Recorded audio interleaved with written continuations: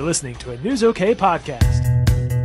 Hi, everybody. Welcome to the News OK Comics podcast hosted at Planet46.com.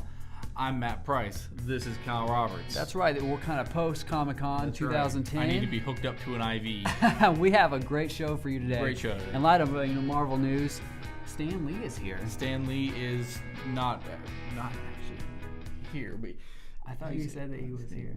Yeah, he's not like in the other room. We just got him on the...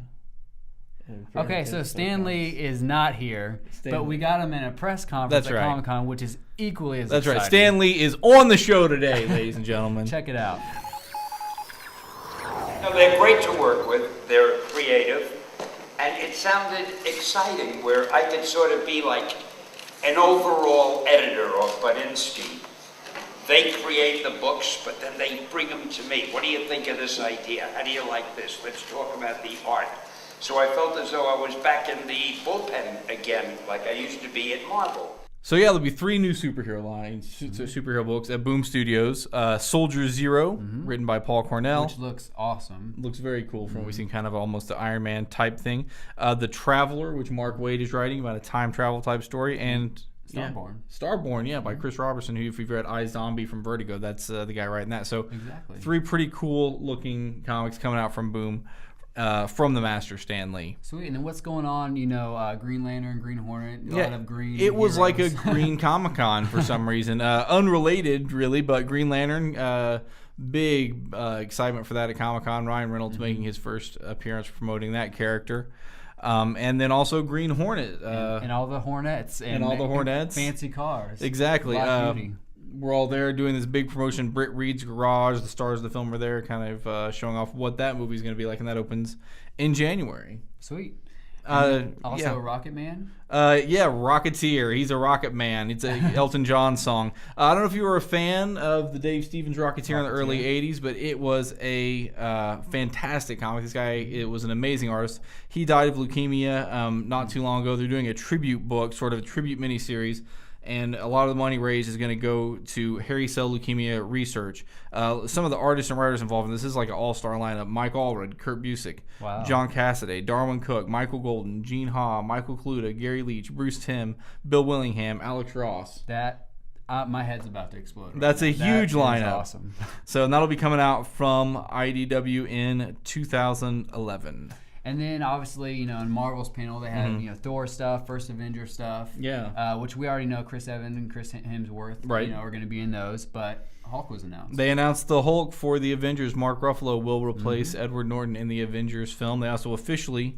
So there'll be 3 movies and 3 different Hulks. 3 movies and 3 different Hulks. Officially announced Joss Whedon was directing, which is kind of exciting. And, of course, the Comic-Con crowd always goes crazy for their Comic-Con royalty, Robert Downey Jr., Iron Man, who showed up to introduce the new Avengers. About half drunk, at least. And the crowd went nuts. I'm sure he's clean and sober. He's just high on life at this point. Exactly. But again, the crowd goes nuts for Robert Downey Jr., and that's not the only Iron Man that the crowd has been going nuts for lately. That's right. I directed a Iron Man, which I've got my Iron Man shirt on to kind of celebrate, Iron Man vs. Batman stop motion. That's right. And so it's already been written about by LA Times, of course. Your nerds bar. Yeah. And Wired. Wired magazine posted, and Comics Alliance, several other tons of places. Blogs and stuff like that. But it's getting a lot of hits. So we just posted it last week. So if you haven't seen it, go on my YouTube page and check it out. That's right. It's pretty crazy. It's sponsored with the Toy and Action Figure Museum. So down I wish I had the Valley. figures here, but they're getting ready to be on display there. So you can go down and now. see the display here in about a week or two. Exactly, yeah, and we'll go down there and we'll make a video for it just for you guys. Live debut from the red carpet, debut of the stop motion display. Something like that. Okay, so with that Iron Man Batman talk, let's dig into the review file. All right. Now, some Batman. Bruce Wayne, number 4 of 6. He's traveling through time. Now, we're kind of Western age. He's in the Old West, and Jonah Hex is hired to bring him down. So this is a pretty good issue. As always with Grant Morrison, there's a lot of things going on. But as he's traveling through time, you're finding out more and more elements of this story through history that's kind of intertwining with the Wayne family. Cool to have a Jonah Hex appearance, of course, and it's kind of cool to see what's happening with Bruce Wayne. At the end of this issue, it seems like he's made another jump forward. So, anyway, especially if you like Westerns, Very worth cool. checking out as this thing continues. We'll see where he goes next. All right, and then Action Comics starring Lex Luthor. This is 891, the second issue of the Lex Luthor arc. Paul Cornell, Pete Woods. Paul Cornell's coming along as one of my favorite new writers. This is, again, I mean, he wrote some Doctor Who, and you can really feel that here. You've got Lex Luthor sort of going through these alternate realities that you eventually find out what that means over the course of the series. But you just got this Lex Luthor, kind of this evil genius, but obviously brilliant. I really like how he's developing that Luthor character, and it's been a fascinating read with some good art. So enjoying Action Comics. Kind of thought I wanted Superman back in it, but right now enjoying the Luthor story a whole lot. Very cool. Heroic Age, Uncanny X-Men. This is a whole new launch. Mm-hmm. Issue 526, Matt Fraction and Will Spertasio, who drew the X-Men back in the 90s. Around issue 281, that relaunch back then. We find out more about Hope in this issue. So we kind of see what she's going to be doing. And it's kind of a new status quo for the X-Men and moving the thing forward as New Mutants are starting to be discovered again. So what'd you think? Enjoyed all of them to some degree. I would say my favorite was Action Comics this week. Okay, sweet.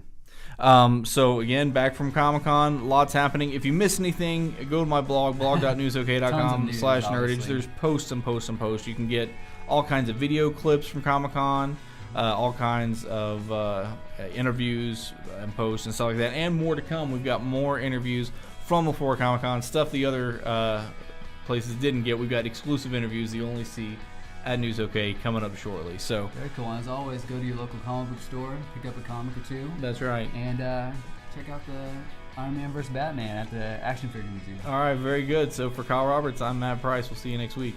All right. So did we get everything in, more or less? And I think it probably wasn't super long.